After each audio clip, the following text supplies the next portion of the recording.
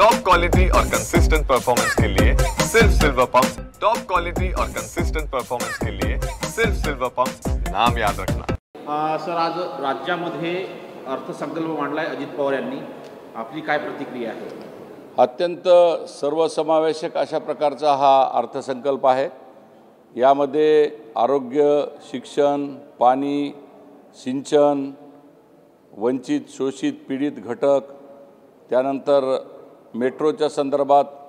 शेतीच्या संदर्भात, आरोग्य विषयाच्या संदर्भात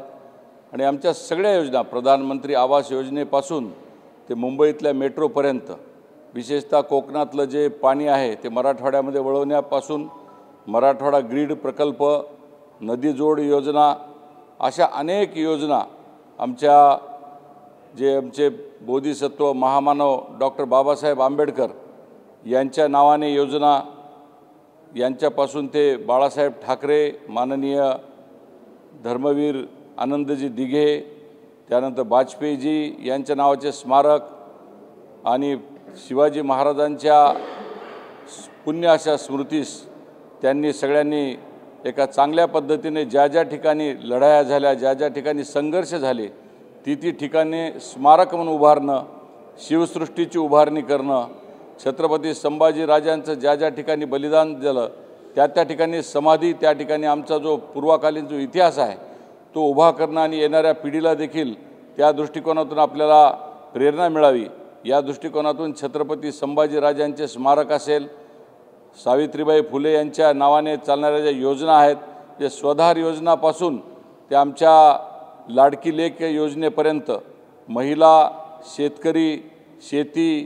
पाणी, सिंचन, मराठवाडा, विदर्भ, मुंबईतला मेट्रो, नागपूरमधला मेट्रो, पुण्यातला मेट्रो, म्हणजे प्रत्येक योजनेला न्याय देण्याचा या अर्थसंकल्पामध्ये अतिशय चांगल्या पद्धतीने एक बॅलन्स्ड, सर्वसमावेशक, विशेषतः आमच्या मराठवाड्यासाठी आनंदाची बातमी म्हणजे आमच्या मराठवाड्याला 2,40,000 हेक्टर जमीन ही ओलिताखाली येणार असल्यामुळे आणि ही सगळ्यात महत्त्वाची योजना जी देवेंद्र फडणवीसांचं जे स्वप्न होतं मराठवाडा ग्रीड, हे मराठवाडा ग्रीड त्यांनी नुसतं बोलून दाखवलं नाही, तर आज ते करून दाखवलेलं आहे। त्यामुळे मराठवाड्यातल्या जनतेचं मी मनापासून अभिनंदन करतो की मराठवाड्यातला सगळा आमचा जो भाग आहे तो ओलिताखाली येणार आहे। त्यामुळे आणि कोकणातलं जे वाया जाणारं जे पाणी आहे ते आमच्या मराठवाड्यामध्ये येणार आहे। त्यामुळे आमच्या मराठवाड्यासाठी अत्यंत उपयुक्त अशी ही योजना माननीय देवेंद्र फडणवीस, माननीय एकनाथजी शिंदे आणि अजित पवार यांचे मी मनापासून आभार व्यक्त करतो। असं असलं तरी सगळ्यांचं लक्ष ज्या योजनेकडे होतं ती म्हणजे लाडकी बहीण योजना, ज्या योजनेमुळे तुमचं सरकार राज्यामध्ये आलं, ती योजना 1500 वरून 2100 वरती घेऊन जाईल अशा पद्धतीची चर्चा होती, पण त्याला मात्र कुठंच काय दिसत नाही, जसे ते परिस्थिती फक्त 1500। त्या योजनेला अनुसरूनच लाडकी लेक योजना आहे, आमच्या महिलांच्या संदर्भातल्या अनेक निधींच्या योजना आहेत, म्हणजे सर्वसमावेशक अशा पद्धतीने महिलांसाठी, विशेषतः वंचित आणि पीडित घटकांसाठी जे घरकुलाच्या योजना आहेत, आमच्या ज्या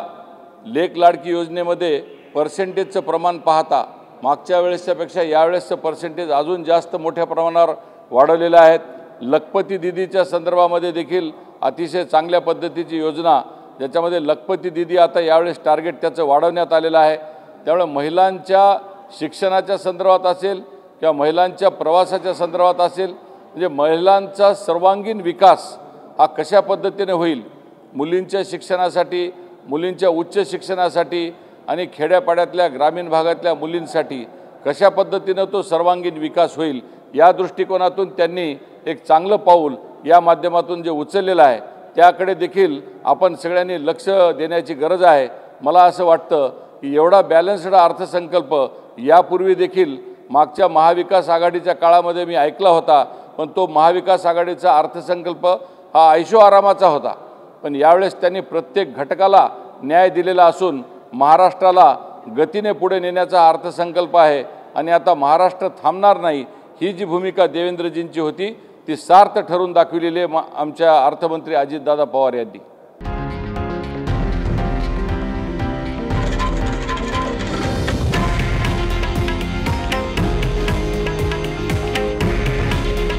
हे आहे देशातील नंबर 1 न्यूज नेटवर्क आणि आपण पाहत आहात TV9 मराठी. काळजी तुमची, हित महाराष्ट्राचं.